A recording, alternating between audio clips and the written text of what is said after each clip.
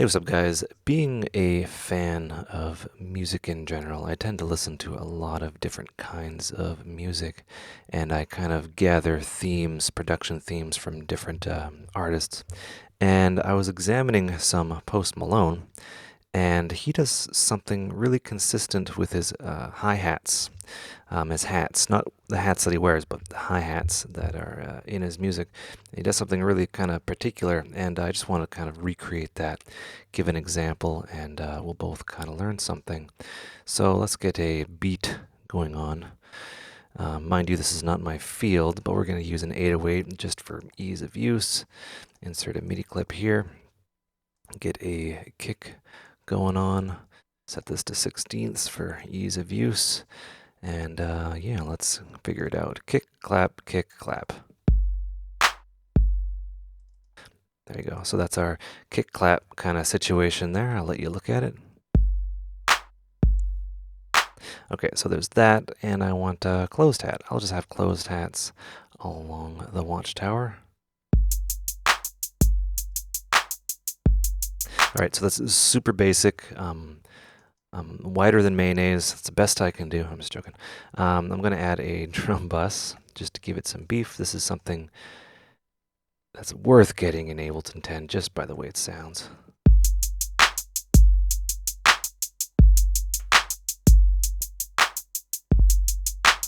Just an instant effect that sounds rather nice. So yeah, let's do a little kind of technique. You have the first kind of phrase here. Let's duplicate that.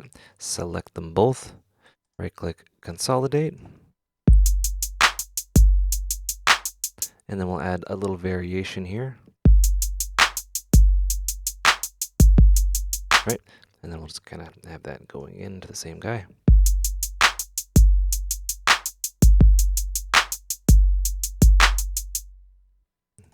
Maybe like that, maybe. Nope. How about for the end part? Okay, so then I'll duplicate this again, and then I'll have something at the end here.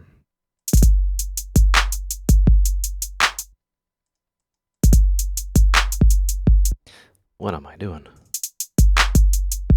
Okay, something really basic. Select all, consolidate. You know, you can spend forever and a day doing this, but we'll just kind of do it that way. So let's listen to it and get a feel for the whole situation. We're going to do some interesting things with the hi-hats. And I'm going to have it set to 16ths. No, 32s. Right, so you kind of listen to Forgot About Dre for an education on how hi-hats should sound and how they should kind of talk and like just fit in the track really well. Stop the video and watch that right now. Those hi-hats are amazing. I actually did a video on it a little while ago, just appreciating them. But I'm going to try to do something kind of similar. And I'll just take some out, put some in. All right, let's see what that sounds like.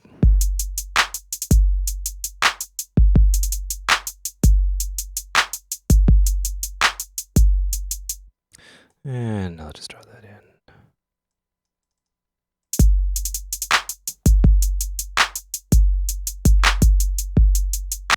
And maybe I'll have just a little kick there. Take those out.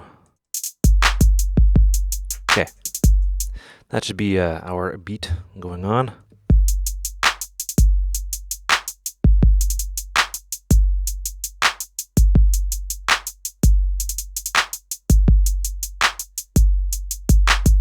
All right.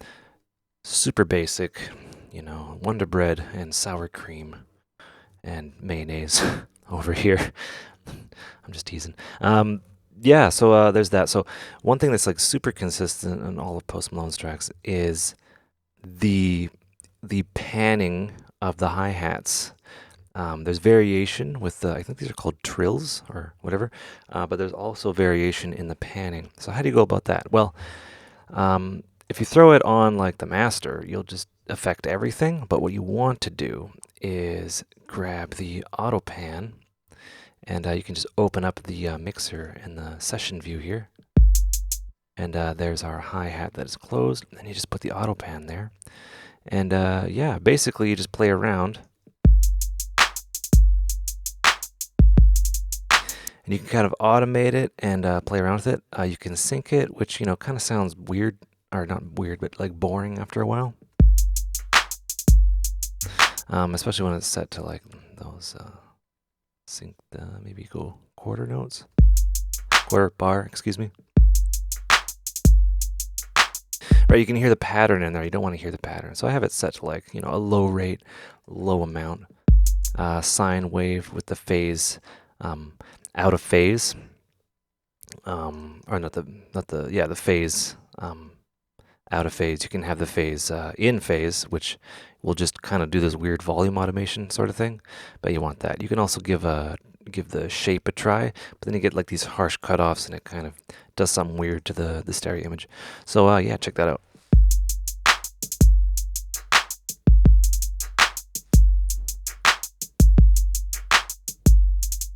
Right, you can hear it, and it's not synchronized. Like everything doesn't have to be synchronized, and yeah, there is that. So yeah, fun to do.